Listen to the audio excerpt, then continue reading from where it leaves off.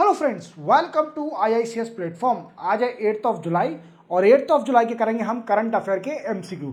तो चलिए lecture start करते हैं। लेक्चर स्टार्ट करने से पहले चैनल को सब्सक्राइब और बेल आइकन प्रेस करना ना भूलें और इस वीडियो को अपने दोस्तों के साथ शेयर करें। चलो lecture start. First question, who was elected as a new prime minister of United Kingdom? मतलब यूके के नए प्राइम मिनिस्टर बन गए हैं। दोस्तों आप जानते हो जैसे यूके के अभी प्रीवियसली कौन थे, तो वो थे ऋषि सुनक जो कि हमारे इंडियन ओरिजिन थे।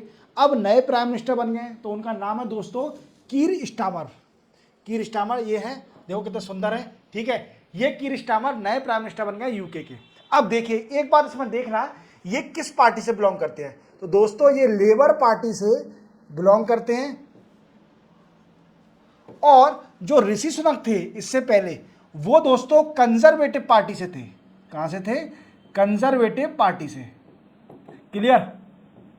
अब इस पार्टी की सरकार यूके में 14 ईयर से थी, 14 साल से थी कंजर्वेटिव की गवर्नमेंट, और लेबर पार्टी की गवर्नमेंट 14 ईयर बाद आई है। 14 साल बाद, 14 ईयर बाद ये पार्टी गवर्नमेंट में आई है। व्हाट आई मीन्स, ये पार्टी जीती है और इसकी गवर्नमेंट बनी है लेबर पार्टी की। तो ये बहुत बड़ा अचीवमेंट है।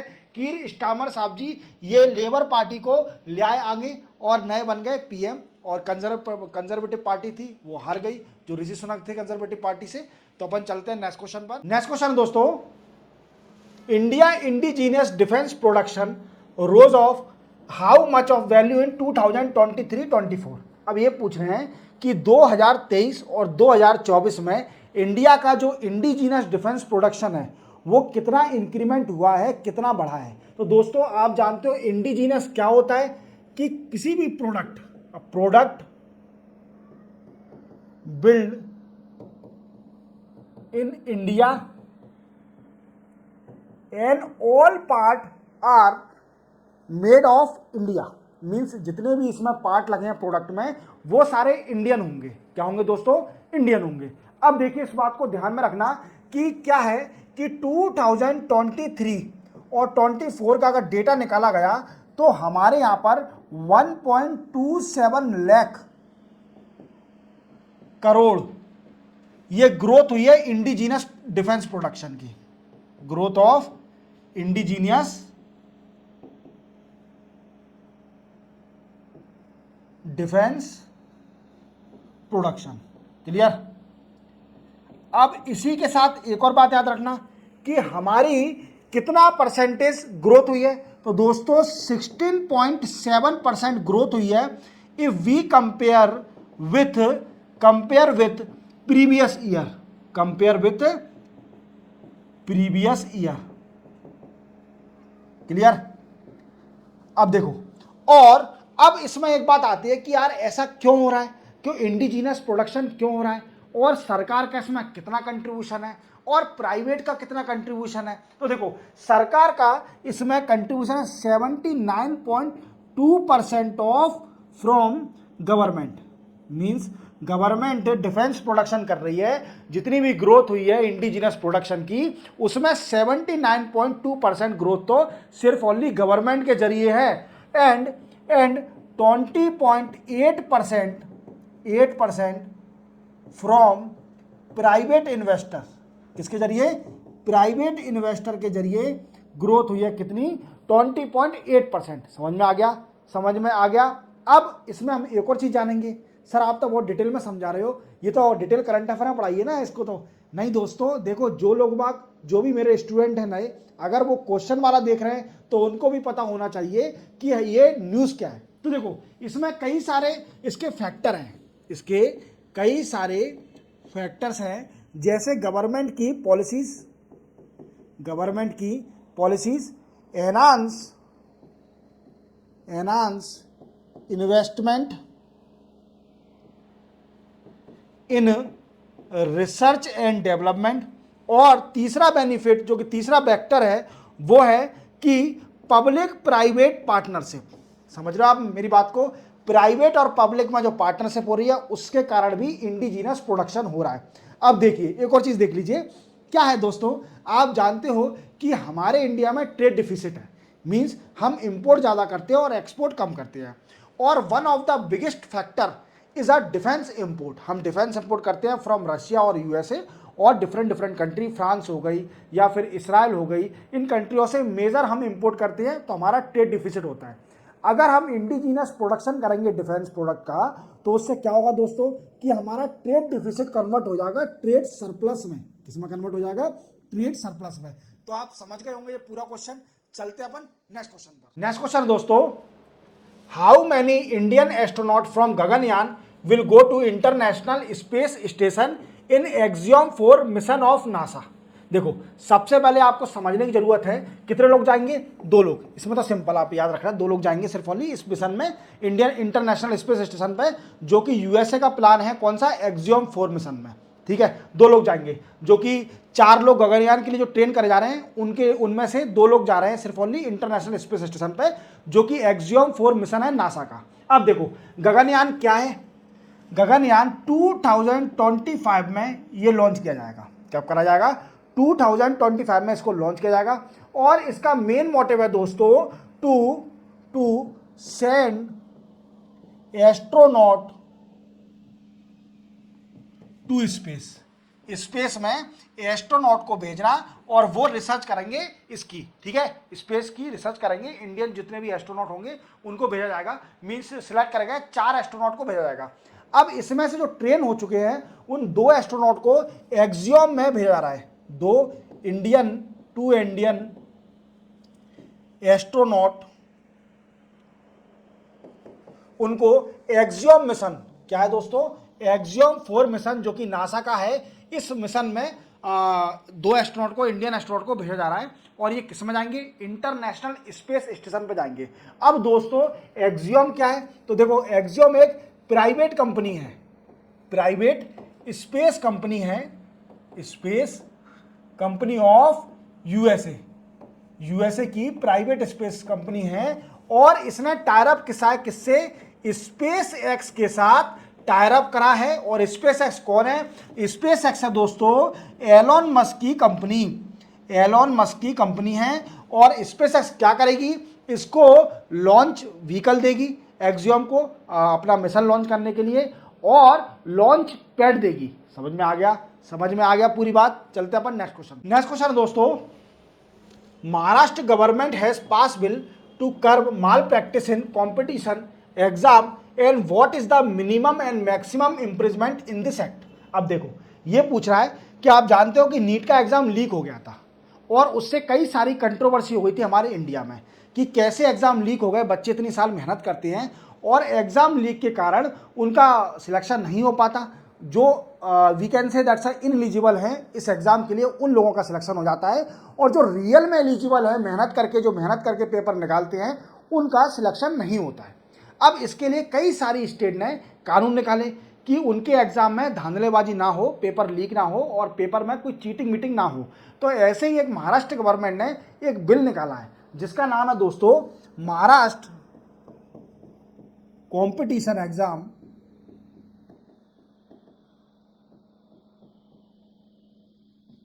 Prevention of mall practice mean act 2024। समझ में आ रहा है मेरी बात को? Maharashtra competition exam prevention of mall practice mean act 2024, ये कानून आया है। अब इस क्वेश्चन में पूछा है कि इस कानून के अंदर कितना प्रावधान है कि अगर कोई भी पेपर लीक एक्टिविटी में इन्वॉल्व मिलता है तो उसको कितने साल की सजा मिनिमम और मैक्सिमम कितने साल की सजा होगी। तो दोस्तों, इसमें होगी सजा 3 साल और 5 साल तक मैक्सिमम इसमें सजा हो सकती है। मीन्स मिनिमम इसमें 3 साल की सजा होगी और मैक्सिमम 5 साल की सजा। और इसमें दोस्तों एक चीज याद रखना, इसमें फाइन का भी प्रावधान है, जो कि 10 लाख रुपए का प्रावधान है। कितना है प्रावधान? कि 10 लाख रुपीस का किसी भी पर्सन के ऊपर जो कि पेपर लीक एक्टिविटी में इन्वॉल्व है, तो उसको सजा भी होगी और फाइन भी लगेगा। अगर वो फाइन पे नहीं करता है तो उसकी सजा में और एक्सटेंड हो सकता है। समझ में आ गया? फाइन तो पे करना ही पड़ेगा। तो दोस्तों जितने भी लोग हैं जो भी माल प्रैक्टिस कर रहे हैं ऐसी, वो बिल्कुल सावधान हो जाएं, क्योंकि यूपी गवर्नमेंट ने भी निकाल दिया है और महाराष्ट्र गवर्नमेंट ने एक इस कानून को निकाल दिया है कि पेपर लीक ना हो। अब यूनियन गवर्नमेंट ने भी इसका एक निकाला था कानून, मैं बता देता हूं उसके बारे में आपको। यूनियन गवर्नमेंट का कानून था, यूनियन मीन सेंट्रल गवर्नमेंट ने भी कानून निकाला है, public exam, public competition examination, ठीक है, prevention of mall practice mean act 2024। Clear? 2024 union government ने भी इस ऐसा कानून निकाला था। याद रखोगे कि नहीं रखोगे? ठीक है, ऐसे याद रखना, बिल्कुल बहुत न्यूज़ है, इंपॉर्टेंट न्यूज़ है। ठीक है, यूनियन गवर्नमेंट का भी कानून है इसके लिए और सभी स्टेट अब धीरे धीरे इस कानून को निकाल रही हैं। समझ में आ गया? चलते अपन नेक्स्ट क्वेश्चन पर। नेक्स्ट क्वेश्चन दोस्तों, what is the name of program was launch by women entrepreneurship platform and TransUnion CIBIL partner. देखो, इन दोनों ने मिलकर एक प्रोग्राम स्टार्ट किया है और उस प्रोग्राम का नाम है शहर प्रोग्राम। क्या है दोस्तों? शहर प्रोग्राम। और इस प्रोग्राम का मेन मोटिव है वुमेन एम्पावरमेंट,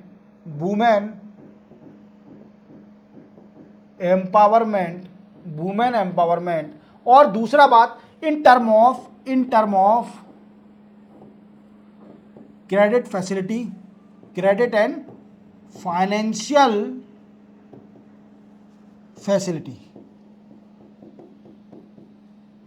समझ में आ रहा है? और ये MSME means micro small and medium enterprises जो कि वुमेन ओन करती हैं, उनके लिए ये प्रोग्राम है शहर प्रोग्राम। उनको प्रमोट करने के लिए, जो एमएसएमई वुमेन होल्ड करी हैं, ऑन करी हैं, उनको प्रमोट करने के लिए ये प्रोग्राम स्टार्ट हुआ था। क्या नाम है इसका? शहर प्रोग्राम।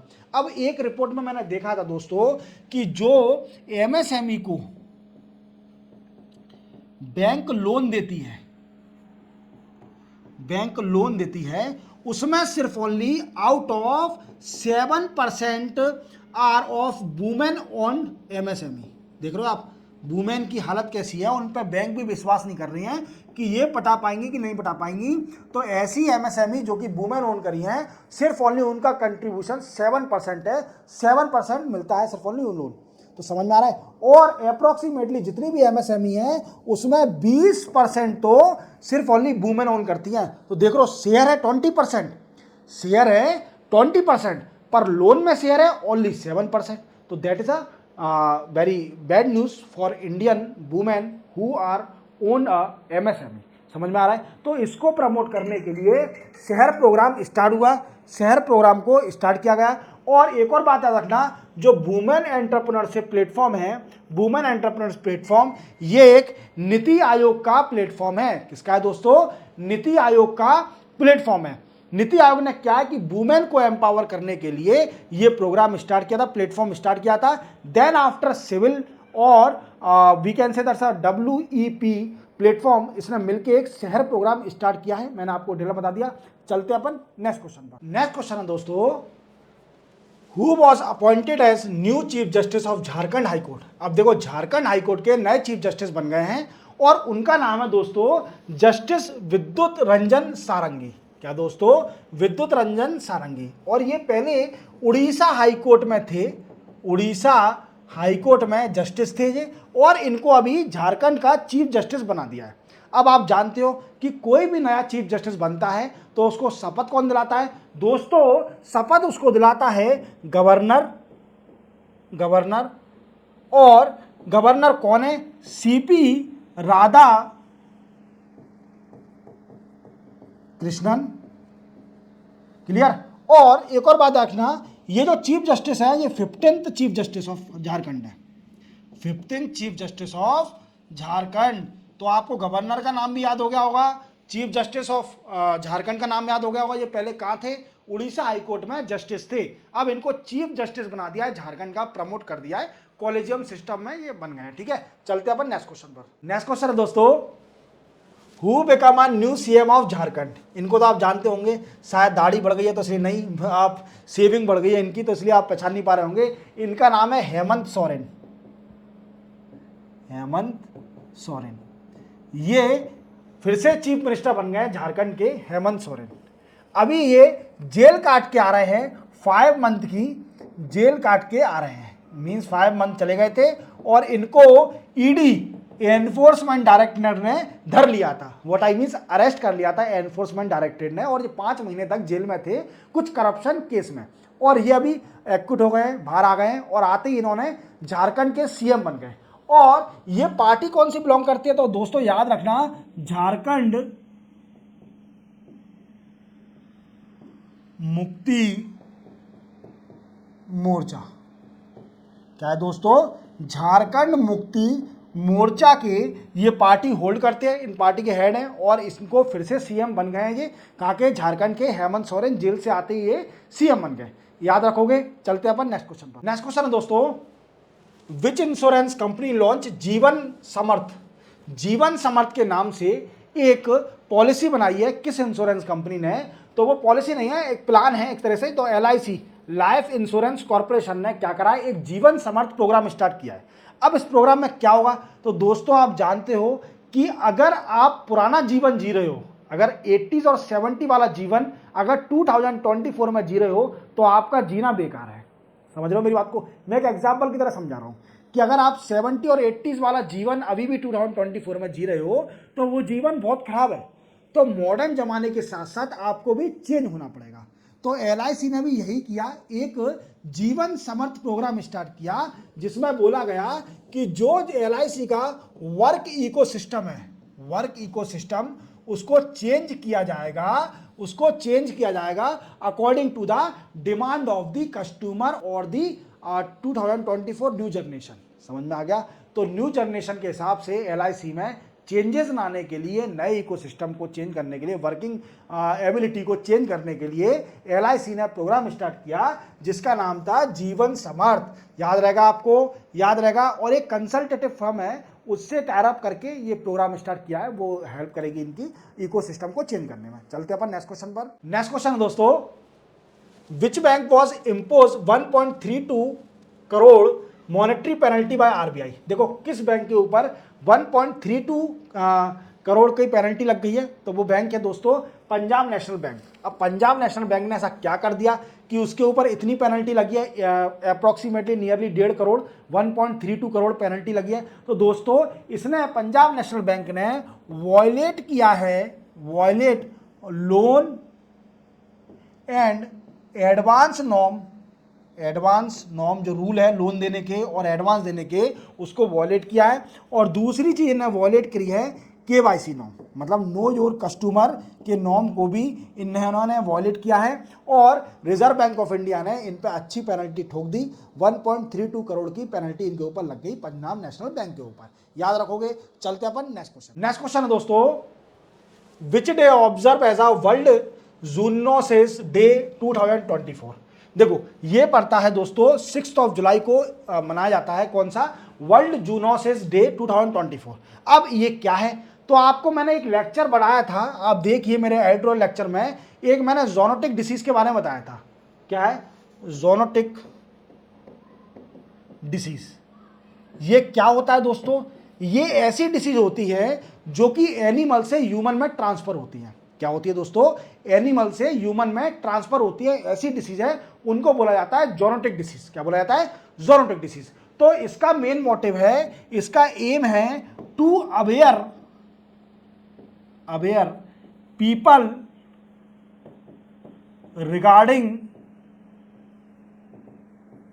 Regarding zoonotic disease. समझ में आ रहा है, समझ में आ रहा है। पीपल को ज़ोनोटिक डिसीज के बारे में जानकारी देना, जैसे बर्ड फ्लू, स्वाइन फ्लू, ये सारी बीमारी जो कि एनिमल से ह्यूमन में ट्रांसफर होती हैं वो कहलाती है ज़ोनोटिक डिसीज। चलते हैं अपन नेक्स्ट क्वेश्चन पर। नेक्स्ट क्वेश्चन है दोस्तों, which sport player will lead to 28 member Indian athletics team in Paris Olympic. देखो अब क्या है, 28 मेंबर की टीम है जो कि ओलंपिक टीम है, ओलंपिक इंडियन एथलेटिक्स जो कि पेरिस ओलंपिक में जाएंगे, इसको लीड करेंगे कौन? नीरज चोपड़ा। नीरज चोपड़ा को पावर दे दिया कि ये इसको लीड करेंगे। और नीरज चोपड़ा कौन है? आप जानते हो, ये गोल्ड मेडलिस्ट हैं, ओलंपिक में गोल्ड मेडल जीता था पिछले बार ओलंपिक में। और इसी के साथ इन्हों को ये जेवलिन थ्रो के प्लेयर हैं, मीन्स भाला फेंकते हैं ये, और भाला फेंकने में इन्होंने गोल्ड मेडल जीता पिछली बार ओलंपिक में। तो ये गए हैं पेरिस ओलंपिक में भी, क्योंकि पेरिस ओलंपिक इस बार होना है 2024 में पेरिस के अंदर। चलते हैं अपन नेक्स्ट क्वेश्चन पर। नेक्स्ट क्वेश्चन दोस्तों, which city will host the 133 Durand cup, Asian oldest football cup.